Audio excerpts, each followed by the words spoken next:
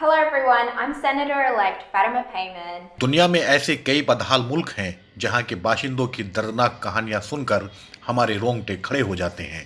हम अफसोस और बेबसी के आलम में पहुंच जाते हैं।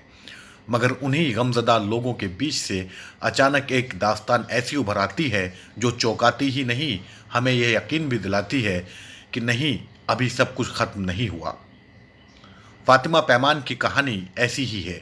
वे भले अब ऑस्ट्रेलियाई नागरिक हैं, मगर उन्होंने लाखों अफगानी औरतों का सिर फख्र से ऊंचा करने के साथ साथ करोड़ों शरणार्थी लोगों को मिसाल भरी जिंदगी जीने की सीख दी है। फातिमा पैमान सन 1995 में काबुल के एक संपन्न खानदान में पैदा हुई। उनके दादा अफगानी संसद के सदस्य थे।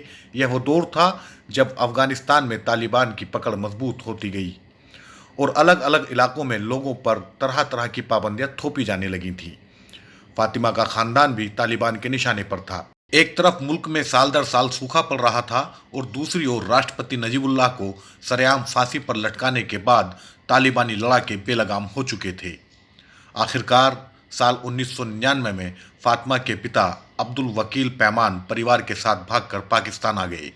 उस वक्त करीब 10 लाख अफगानी वतन छोड़ने को मजबूर हुए थे। वे भाग तो आए थे, मगर उनकी सारी आसाइशें काबुल में ही रह गई थीं। जाहिर है, अमीरी की कब्र पर अचानक उग आई यह गरीबी बहुत चुभ रही थी। अब्दुल वकील यह भी बखूबी जानते थे कि पाकिस्तान में उन्हें और उनके बच्चों को हमेशा दोयम दर्जे की जिंदगी जीनी पड़ेगी। वह काफ़ी बेचैन थे। इसी व्याकुलता की हालत में एक दिन वह उस नाव पर बैठ गए जो ऑस्ट्रेलिया की ओर जा रही थी। फातिमा और उनके भाई बहनों को तब यह एहसास भी नहीं था कि उनसे क्या कुछ छिन गया है। उन्होंने तो पाकिस्तानी एहसास और हिकारत के बीच ही होश संभाला। बहरहाल फातिमा के पिता अब्दुल वकील ने ऑस्ट्रेलियाई शरणार्थी केंद्र में वक्त गुजारने के बाद वहां की सरकार से शरण मांगी, जिसके मंजूर होते ही पैमान परिवार पाकिस्तान छोड़ पर्थ आ गया।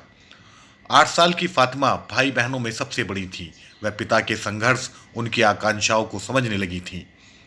फातिमा के पिता ने किचन सहायक, टैक्सी ड्राइवर से लेकर गार्ड तक की नौकरी की ताकि अपने परिवार और बच्चों के लिए वह कुछ पैसे जोड़ सकें।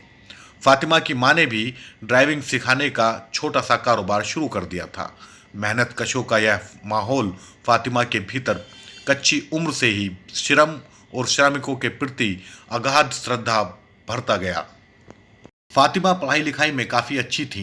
इसके कारण स्कूल कॉलेज में सभी उन्हें पसंद करते थे। साल 2013 में तो पर्थ स्थित अपने ऑस्ट्रेलियन इस्लामिक कॉलेज की वह हेड गर्ल चुनी गई। पिता उस दिन बहुत खुश हुए थे और उस खुशी ने वर्षों से दबी एक चाहत को उभार दिया था। अब वह अफगानी सियासत की अधिक बातें करने लगे थे।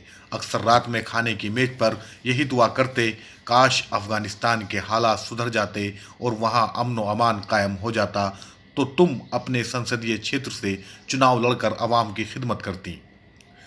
तब उनके गुमानों में दूर दूर तक यह नहीं आया होगा कि उनकी बेटी यहाँ ऑस्ट्रेलिया में भी जनसेवा कर सकती है। पिता की वह दिली चाहत फातिमा के मन में आकार लेती गई। साल 2018 में कैंसर से उनकी मृत्यु ने फातिमा को राजनीति के प्रति अधिक गंभीर बना दिया। वह एक संगठनकर्ता के रूप में यूनाइटेड वर्कर्स यूनियंस से सक्रिय रूप से जुड़ गईं।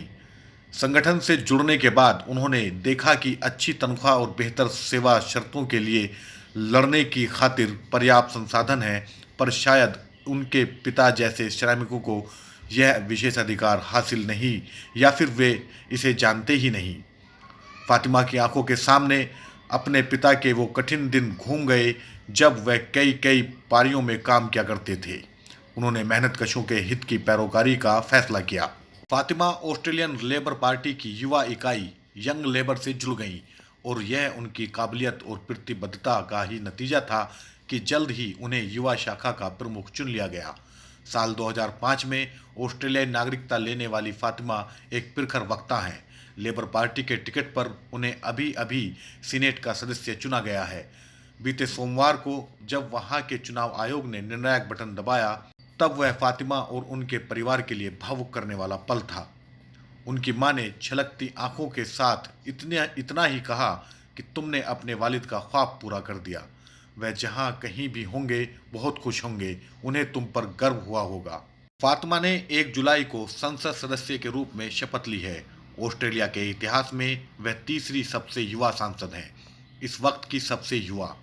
फातिमा के नाम से एक और कीर्तिमान जुड़ रहा है, वह ऑस्ट्रेलियाई संसद की पहली सदस्य होंगी जो हिजाब पहनती हैं।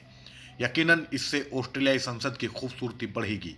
बकौल फातिमा एक अफगान प्रवासी या मुसलमान से पहले मैं एक ऑस्ट्रेलियाई लेबर सीनेटर हूँ, और मेरा मानना है कि हर इंसान को ज़िंदगी में आगे बढ़ने का मुनासिब मौका मिलना चाहिए, चाहे वह कहीं से आया हो, उसकी कोई भी आस्था हो या फिर वह मर्द हो या औरत।